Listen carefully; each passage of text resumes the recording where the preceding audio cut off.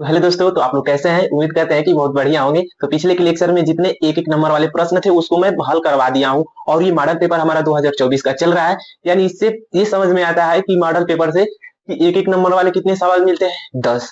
और ये सब जितने आप लोगों को दिख रहे हैं ये अब 8 नंबर के सवाल को हम पढ़ेंगे। तो आइए समझते जाइए, बहुत ही आसान है। तो देखिए, ये निम्नलिखित सभी खंडों को हल करना है। अवकल समीकरण एक मतलब हमको दे दिया, इतना कहा इसको हल कीजिए। तो हल करते हैं। देखिए यहाँ से क नंबर ये हमको दिया है अवकल समीकरण, लिख लेते हैं अवकल समीकरण, ठीक है ना। हल नहीं लिखे हैं तो हल उधर हो जाएगा। अवकल समीकरण हमको जो दिया है लिख लेते हैं y log y dx और ये हो जाएगा माइनस एक्स डी वाई बराबर 0। और इसको हमको क्या करना है, हल कर बताना है। तो देखिए ये माइनस में दिख रहा है, इसको इधर पक्षांतर कर देंगे तो प्लस में हो जाएगा। तो y log y dx और ये हो जाएगा x dy। तो आप लोग इस तरह से कर देंगे पक्षांतर। अब देखेंगे कि जिसमें y वाला यानी dy दिख रहा है, ये पूरा y वालों को इसके बटे में लेकर आएंगे और ये x दिख रहा है और इसमें dx है तो x को इसके बटे में लेकर आए। समझ में आ रहा है ना। तो यहां से dx रहेगा लेकिन इधर x दिख रहा है तो ये इसके बटे में आ जाएगा और ये dy तो जितना इधर y वाला होगा इसके बटे में आ जाएगा y log y, ठीक है। अब ये हो गया।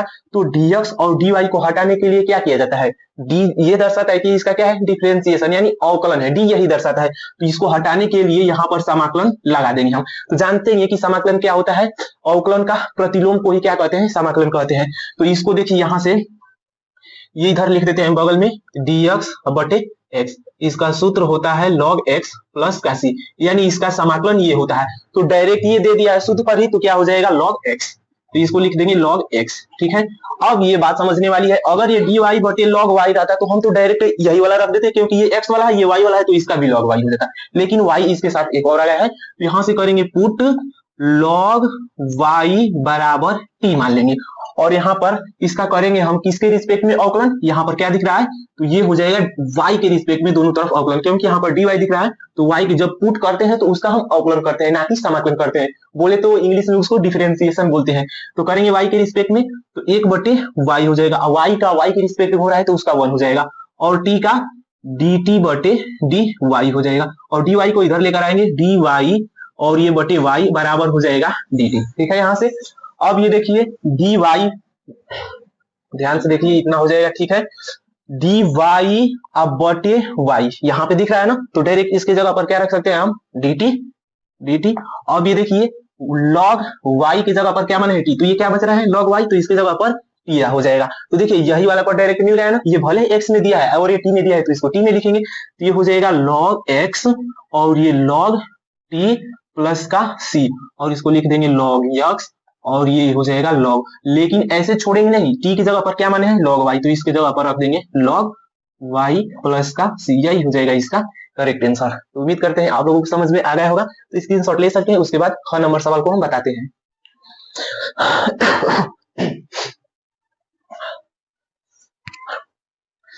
ठीक है, ये दो नंबर सवाल है इसलिए जल्दी जल्दी लग जा रहा है। अब इसको हम रख करते हैं। अब चलते हैं ख नंबर सवाल पे।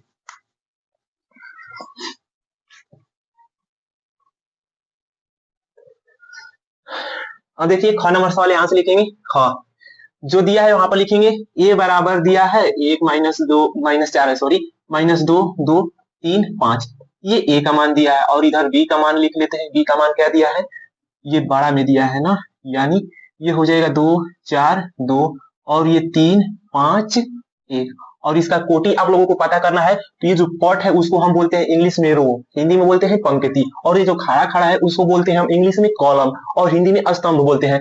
तो इसकी कोटि लिखते हैं तो पहले रो को लिखते हैं, तो रो कितना है 2 और कॉलम ऐसे कितने हैं 3, तो 2 क्रॉस 3 और इसका कॉलम कितना हो जाएगा 2। लेकिन पहले हम रो को लिखते हैं उसके बाद कॉलम को, तो रो इसका देखो कितना है 3, तो 3 क्रॉस 2, इस तरह से इसकी कोटि हो जाएगी। तो हमको क्या पूछा है पहले ए बी और उसके बाद भी बी ए भी पूछा है, तो ए बी निकालेंगे तो ए का मान यहाँ से रखेंगे 1 माइनस का 4 माइनस 2 2 3 5 और ये बी का हो जाएगा 2 4 2 3 5 1 और इस कोटि से मिला सकते हैं कि इसका जितना कोटि बनेगा वो कितना क्रॉस कितना का बनेगा। तो देखिए यहाँ से 3 3 मिल रहा है ना तो ये गायब हो जाएगा, तो इसका जो हल निकल कर आएगा उसकी कोटि क्या होगी 2 क्रॉस 2 होगी। देखिए हल करेंगे उसके ही बराबर आएगा। तो इसका गुणा करेंगे तो ये जो दिख रहा है इसका ऐसे गुणा होता है, यानी ऐसे, और ये सब आपस में क्या होते जाते हैं, जुड़ते हैं। यानी 1 का 2 में गुणा करेंगे 2, -2 का 4 में गुणा करेंगे -8, और -2 का 2 में गुणा करेंगे -4, और इसी का इन दोनों में भी करेंगे तो 1 का 3 में गुणा करेंगे 3, और -2 का 5 में गुणा करेंगे -10, और 3 का 1 में गुणा करेंगे +3 हो जाएगा। और नीचे वाला का भी दोनों में ऐसे करेंगे गुणा और आपस में जोड़ेंगे, तो -8 और ये हो जाएगा +8 और ये +10। अब इन तीनों का इसमें करेंगे तो 4 × 12, तो -12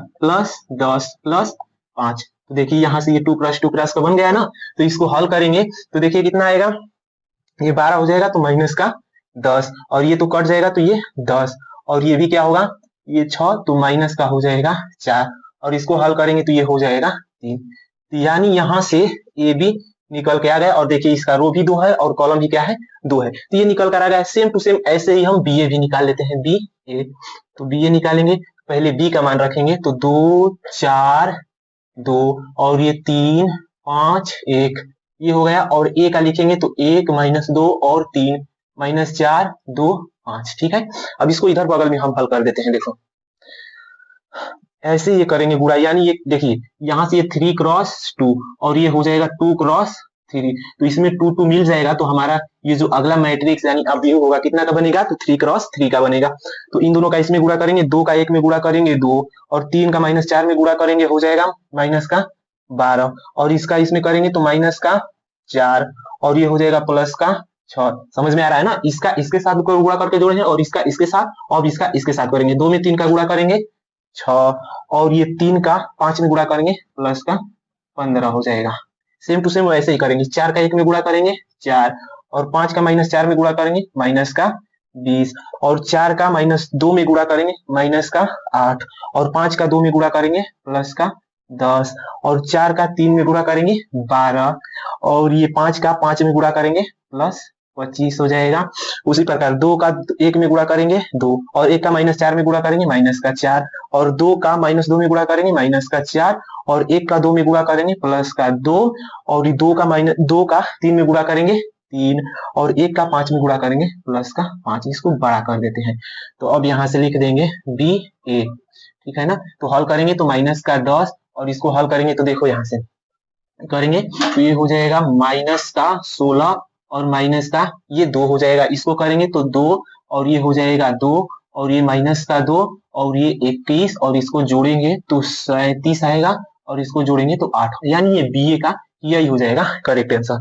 तो ये सवाल जाकर लग गई, क्योंकि हमको प्रश्न में ए बी और बी ए पूछा था, तो ये भी सवाल लग गया। इसका भी आप लोग स्क्रीनशॉट ले सकते हैं।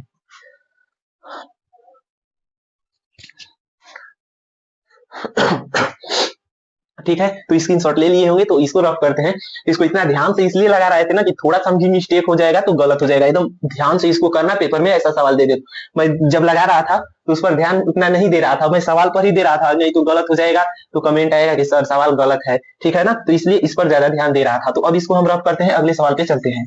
तो आप लोग भी जैसे हम सवाल लगा रहे थे, आप लोगों को इग्नोर करके उसी तरह भी पेपर में आप लोग सवाल कीजिएगा, नहीं तो थोड़ा सा मिस्टेक हो जाएगा तो सवाल गलत हो जाएगा।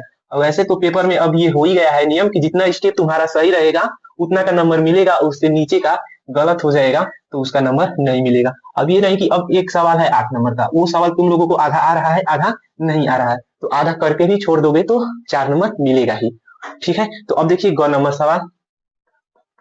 इसका सिद्ध कीजिए कि फलन f(x = x²) x = 0 पर क्या है, संतत है। तो हमको दिया है क्या, फलन f(x) बराबर दिया है x² और x = 0 पर कहा है कि सिद्ध कीजिए कि क्या है, ये संतत है। तो मैं सूत्र लिख देता हूं, अगर f(x) बराबर लिमिट 0 पर दिया है ना, हम a लिख लेते हैं, limit x tending to a minus, और ये हो जाएगा f(x) बराबर limit x tending to a plus, और ये हो जाएगा f(x).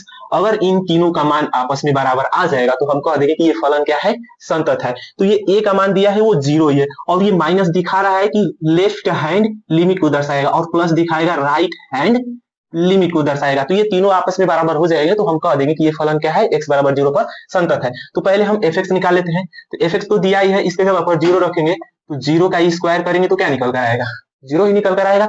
अब लिमिट लेकर चलते हैं, लिमिट x टेंडिंग टू, यहाँ पर लिख लेना x = 0 पर, तो ए की जगह पर 0 है तो ये 0 माइनस हो जाएगा और यहाँ से लिख लेते हैं एफ एक्स और ये हो जाएगा लेफ्ट हैंड लिमिट।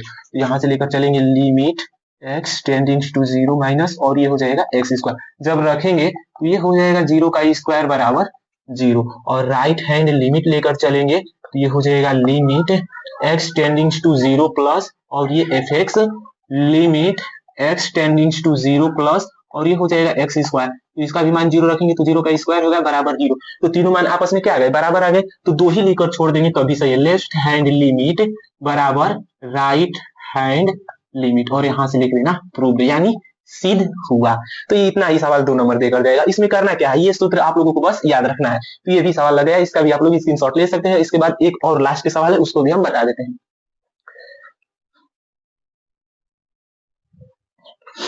ठीक है, तो अब इसको हम रफ करते हैं।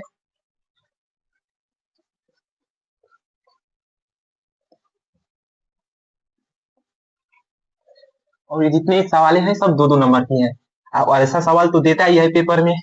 और ये मत सोचिए मॉडल पेपर 2025 का भी जितना था सवाल उसको मैं पूरा बता दिया हूँ और 2024 का ये मॉडल पेपर चल रहा है। ये जब खत्म होगा हमारे पास एक और मॉडल पेपर है 2023 का, उसका भी हम प्रश्न आप लोगों के सामने लेकर आएंगे। पहले इस मॉडल पेपर को हम पहले खत्म कर लेना। तो 1-1 नंबर वाला तो पूरा खत्म हो गया। अब ये 2 नंबर का 4 प्रश्न है, एक और वीडियो लेकर आएंगे 2-2 नंबर का 4 प्रश्न वाला। उसके बाद 5 नंबर वाला का 5 प्रश्न रहता है, तो एक तो मैं बता दिया हूँ और है 5 नंबर और 8 नंबर वाला, तो उसको भी मैं बता दूंगा।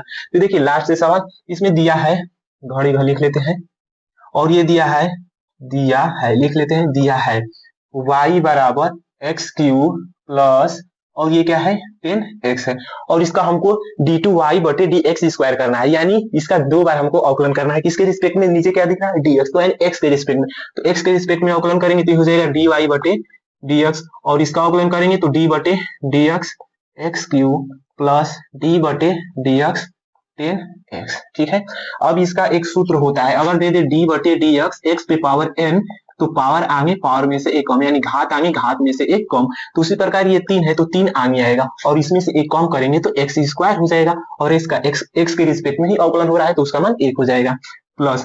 अब इसका एक होता है सूत्र, यानी इसका आप लोगों को याद रखना होगा कि 10x का अवकलन क्या होता है। तो ये डायरेक्ट ये सूत्र होता है इसका सेक स्क्वायर x, ये होता है इसका ये सूत्र। तो अब ये एक बार अवकलन हुआ, लेकिन हमको क बार निकालना है 2 बार। तो यहाँ से लिख दीजिएगा एक बार पुनः x के सापेक्ष अवकलन करने के, x के सापेक्ष अवकलन करने पर ये लिख दीजिएगा। तो ये हो जाएगा d2y बटे dx स्क्वायर, यही हमको पूछा है ना, तो इसका मान जितना आ जाएगा वही हो जाएगा आंसर। तो अब देखिए इसमें भी अब d बटे dx लगाएंगे, d बटे dx 3x square plus d बटे dx और ये हो जाएगा सेक स्क्वायर x। इसमें से कांस्टेंट 3 दिख रहा है, ये बाहर निकलेंगे और एक्स स्क्वायर का अवकलन कैसे करेंगे, इसी सूत्र पर, घात आगे घात में से एक कम, तो 2 आगे आ जाएगा, इसमें से एक कम हो जाएगा 1 बचेगा प्लस। अब देखिए यहाँ पर आ गया सेक स्क्वायर एक्स, तो इसको हम ऐसे नहीं लिख सकते हैं डी बटे डी एक्स सेक एक्स का होल स्क्वायर, बोलिए इसको ऐसे लिख सकते हैं। तो यहाँ से हो जाएगा 6x प्लस, अब इसका करेंगे इसी सूत्र पर, लेकिन यहाँ पर इसको क्या मान लेंगे x मान लेंगे। तो घात आगे घात में से एक कम, तो 2 आगे आ जाएगा और ये क्या हो जाएगा सेक x हो जाएगा। लेकिन जिसको x माने है उसका हम फिर से अवकलन करेंगे, तो फिर से लगाएंगे d बटे डी एक्स और ये हो जाएगा सेक x। तो ये 6x प्लस 2 सेक x इंटू, अब सेक x का हमारा अवकलन क्या होता है ये भी आप लोगों को याद रखना होगा। तो इसका होता है सेक x इंटू 10x, इसका अवकलन ये होता है। तो यहाँ से अब लिख देंगे 6x प्लस 2, 2 सेक है तो ये हो जाएगा sec square x into 10x और इसका यही हो जाएगा करेक्ट आंसर जो हमसे पूछा था। तो d2y बटे डी एक्स स्क्वायर। अब ये जाकर आप लोगों के पूरा सवाल हल हो गई, तो इसका भी आप लोग स्क्रीनशॉट ले लीजिए। तो उम्मीद करते हैं कि आप लोगों को ये सारे प्रश्न बहुत अच्छे तरीके से समझ में आ गए होंगे। तो वीडियो को लाइक, चैनल को सब्सक्राइब और अपने दोस्तों के साथ शेयर करना मत भूलिएगा। तो मिलते हैं ऐसे इंपोर्टेंट प्रश्नों के साथ, तब तक के लिए जय हिंद जय भारत।